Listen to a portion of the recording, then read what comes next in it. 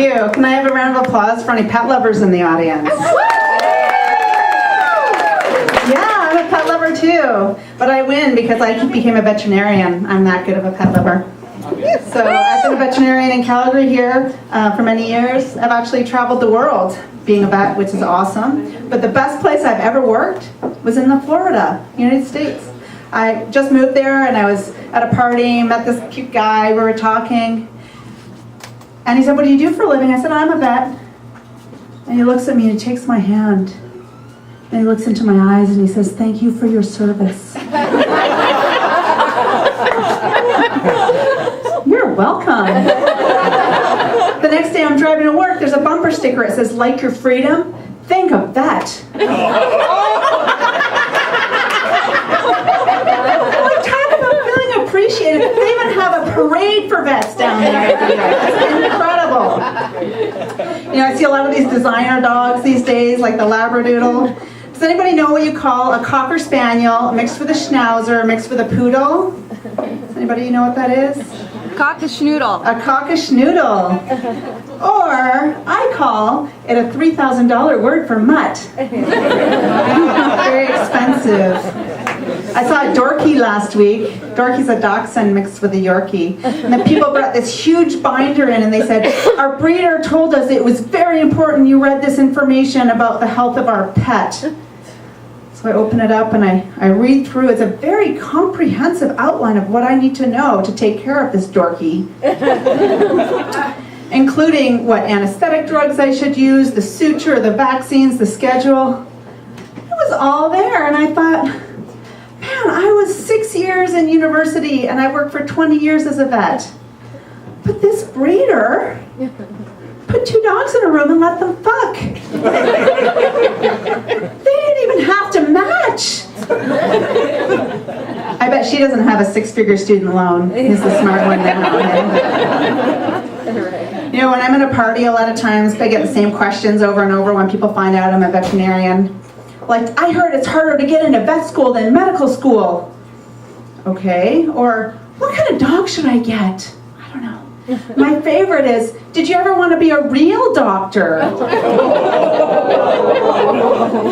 And by real doctor, I think they mean a human physician and not like a dentist or a chiropractor.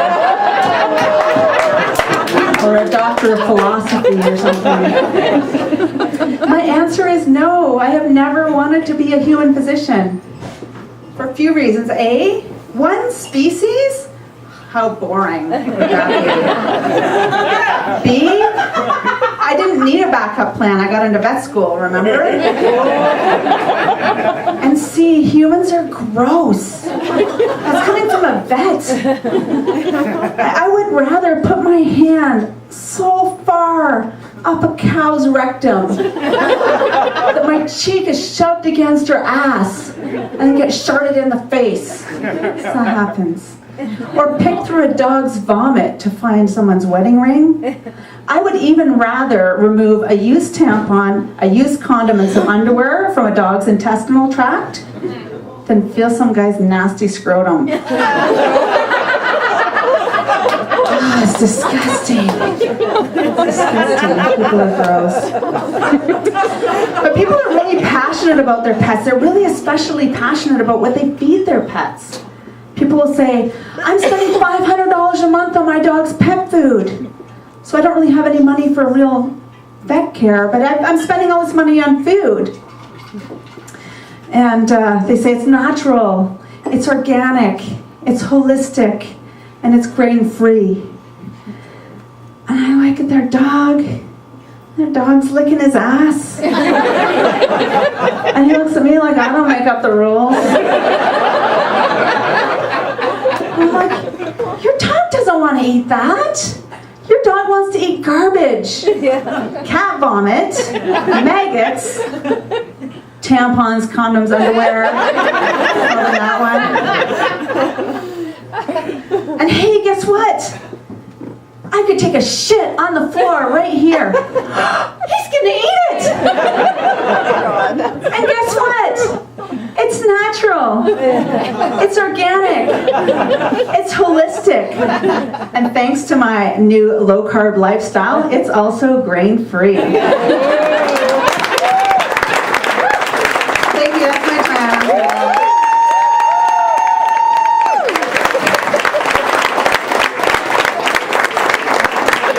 Here we go with Caroline.